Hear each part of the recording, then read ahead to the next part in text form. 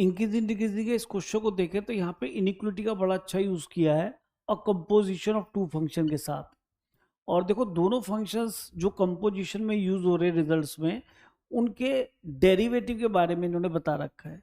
तो इन डेरिवेटिव से आपको सीधा सीधा पता पड़ता है कि अगर एक फंक्शन एफ और जी जो कि डिफरेंशिएबल है, अगर इसका डेरिवेटिव पॉजिटिव है तो इसका मीनिंग ये फंक्शन इंक्रीजिंग होगा। ये से मतलब है एफ, ठीक है, याद रखना कि एफ इंक्रीजिंग होगा, एफ डैश नहीं। और अगर इसका डेरिवेटिव जी डैश, ये आपका डिक्रीजिंग होगा क्योंकि इसका डेरिवेटिव क्या है, नेगेटिव है। यानी कौन सा फंक्शन, जी एक्स। तो जी एक्स हमेशा हमारा डिक्रीजिंग फंक्शन है और एफ एक्स हमेशा इंक्रीजिंग फंक्शन है। तो ये दो बातें तो हमें यहाँ से कंक्लूड हो गई इन दोनों इंफॉर्मेशन से। अब हमें कंपोजिशन ऑफ फंक्शन पे आना है। तो यहाँ पे छोटा सा कंसेप्ट है, अगर कोई भी फंक्शन आपको इंक्रीजिंग दे रखा है तो अगर हम एफ की ही बात कर लें तो लेस इनपुट पे आपको लेस आउटपुट मिलेगा, यानी कि एफ ऑफ x1 की वैल्यू। और अगर x2 दे रखा है उससे ग्रेटर तो आपको एफ ऑफ x2 ग्रेटर ही मिलेगा। तो इसका मतलब अगर x2 ग्रेटर देन x1 है तो एफ ऑफ x2 भी greater than F of x1 ही होगा इंक्रीजिंग के लिए। या उल्टा सोचें तो हम इन इक्वेशन में से जब एफ ऑपरेटर को हटाएंगे, फंक्शन ऑपरेटर को, तो इन इक्वेशन रिवर्स नहीं होगी। और अगर हम डिक्रीजिंग फंक्शन की बात करें तो अगर यहाँ पे जी फंक्शन डिक्रीजिंग दे रखा है तो आप समझ लीजिए कि x1 पे आपको वैल्यू g ऑफ x1 क्या मिलेगी, ग्रेटर मिलेगी। और x2 जो कि ग्रेटर है उस पर g ऑफ x2 की वैल्यू लेसर नजर आ रही है। तो if x2 is greater than x1 then g of x2 is lesser than g of x1 because g is decreasing function. उल्टा सोचें तो अगर g फंक्शन को यहाँ से हम रिमूव करेंगे तो इन इक्वेशन रिवर्स हो जाएगी। तो यानी इन इक्वेशन रिवर्स हो जाती है डिक्रीजिंग फंक्शन में, और इंक्रीजिंग फंक्शन में इन इक्वेशन सेम मेंटेन रहती है। तो चलिए अब यहाँ पे कंपोजिशन फंक्शन से बात करते हैं। तो यहाँ पे तो दो टाइप के आंसर है, एक तो x और x+1 की बात हो रही है और एक x+1 की। तो यहाँ दोनों बात हो रही है। तो पहले x+1 को देख लेते हैं।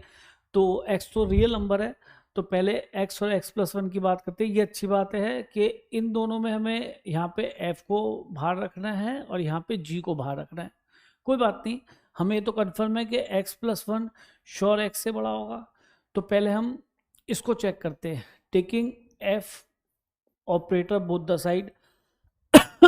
अब f की तरफ देख लो, f इंक्रीजिंग फंक्शन है तो इन इक्वेशन नहीं रिवर्स होगी, तो ये रिवर्स नहीं हुई।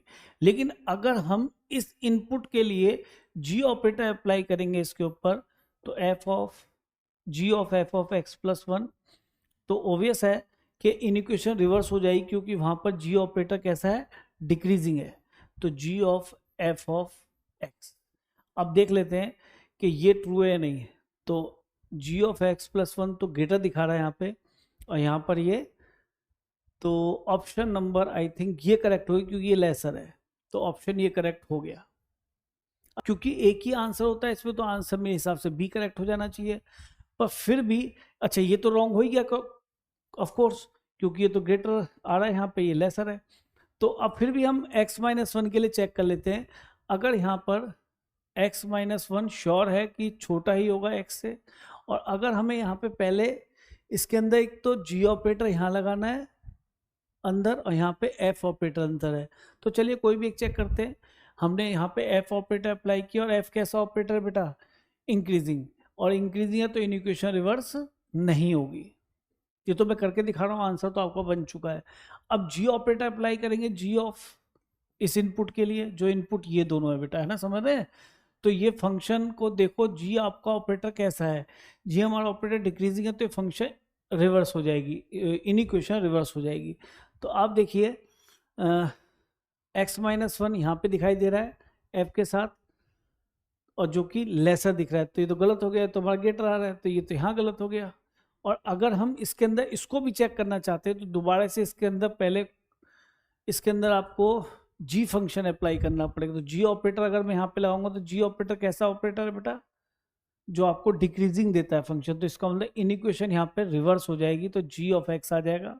और अगर f ऑपरेटर, इसके आगे कंपोजिशन तो निकालना ही है, और f ऑपरेटर हमारा कैसा है, इंक्रीजिंग, तो इन इक्वेशन रिवर्स नहीं होगी। ठीक है, तो अब आप नोटिस करो क्या बनाइए, यानी x-1 वाला ग्रेटर है, x-1 वाला यहाँ लेसर दे रखा है, तो ये भी गलत हो गया। तो ऑप्शन तो इत्तेफाक से पहली बार में ठीक आ गया था, लेकिन फिर भी मैंने आपको सारे ऑप्शन चेक करके बता दिए। तो बहुत बढ़िया क्वेश्चन है इन इक्वेशन के पॉइंट ऑफ व्यू से इंक्रीजिंग डिक्रीजिंग का।